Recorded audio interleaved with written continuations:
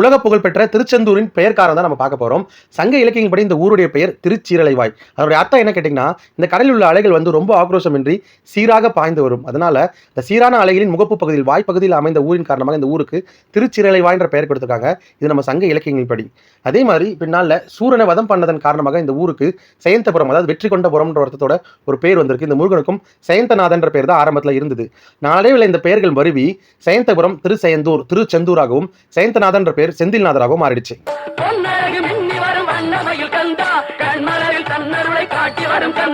நம்பியவர் வந்தால் நெஞ்சுருகி நின்றார் கந்தா முருகா.